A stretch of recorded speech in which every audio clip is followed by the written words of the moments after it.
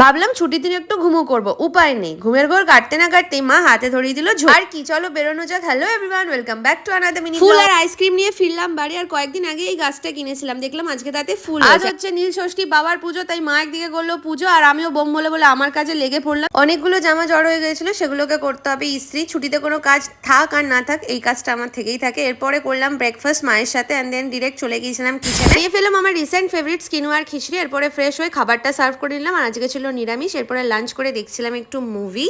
বিকেলবেলা ঘুম থেকে উঠে তো আমি যে শকড হয়ে যাই, দেখি কি রান্নাঘরে গিয়ে মা বানিয়ে ফেলেছে ফুচকা। ইয়েস, আজকে সন্ধ্যের মেন অ্যাট্রাকশন। তোমাদের কার কার জিভে জল আসছে বলো এটা দেখে। আমি এক্সপেক্টই করিনি যে মা আজকে ফুচকাটা বানিয়ে ফেলবে, কারণ আজকে আমার একটু ঝাল ঝাল খেতে ইচ্ছা করছিল। সেটাই আমি মাকে বলেছিলাম। আর দেখো থেকে উঠে আমি ঝাল ঝাল মা যেহেতু ফুচকাটা একটু ঝাল ঝাল বানিয়েছিল, আর মা অতটা ঝাল খেতে পারে না, তাই দই গুলে দই শুধু চাটনিটা দিইনি এর মধ্যে। একটু খারাপ লাগছে না ভালো লাগছে? ভালো। ফুচকা খেয়ে লেগে পড়লাম নিজের কাজে। এই পুটলিটা অনেকদিন ধরেই খাটের তলায় পড়েছিল, যার মধ্যে কয়েকটা শীতের জামা এখনো ছিল, তো সেইগুলোকেই সব বার করলাম। কোথাও যাওয়ার সময় কিছু থাকে না, এক জায়গায় জড়ো হয়, মনে হয় বাপরে বাপ এত জামা পড়ে আছে। এই কথাটা আমি প্রায় বলে থাকি, জাস্ট জোকস অ্যাপার্ট। তো চলো ভিডিওটা এই অবধি রাখছি, দেখা হচ্ছে নেক্সট ভিডিওতে। Thanks for watching.